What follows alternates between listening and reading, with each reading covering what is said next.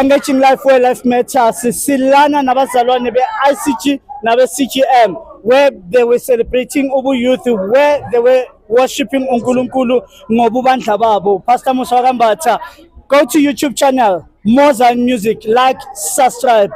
Engaging Life TikTok nomholi la uzozisho ukuthi ubani from which ministries and why we were here as Engaging Life leadership. Sanibonani babukeli be-Engaging Life.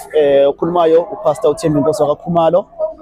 Sisenkonzweni namhlanje la behlangana khona i-collaboration ye-ICG kanye ne-Chosen Generation abakhethwa. Sizodumisa nje uNkulunkulu ngokubuka nje ukuthi ke abazalwane okanye amazayoni ahlukene kangakanani. So sizama nje ukuthi sibe nalenkonzo yokuthi sakhane, sikwazi ukuthi sibe inkonzo yinye.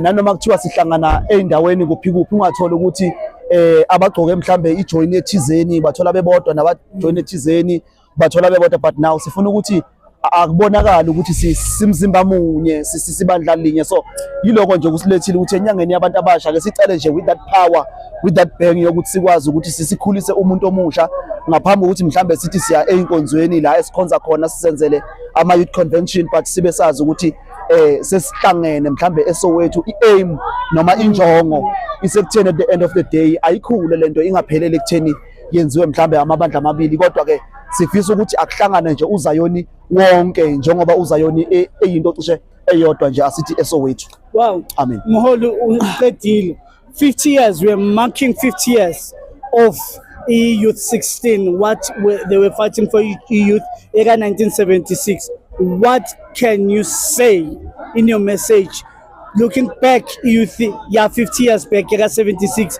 to youth today? Engingakusho nje ukuthi sikhululekile man. Abafowethu nabodadewethu basilwela ngalesa sikhathi lesiyana, wabonakala ukuthi ke inkululeko yinto vele beyifuna ukuthi ibe khona, but ke kulesikhathi samanje sesisentweni ethi asikhuleni ekukhuleni kwethu sikwazi ukuthi ke konke esikwenzayo sikwenze sikhululekile, nokubandla bethu nokukhonza kwethu kubonakala ukuthi manje sikhululekile, asingakhonzi kube ngathi sisacindezeleke, ikakhulukazi eyimene ezifana nokuthi abafowethu bahlukunyezwa ama drugs and stuff.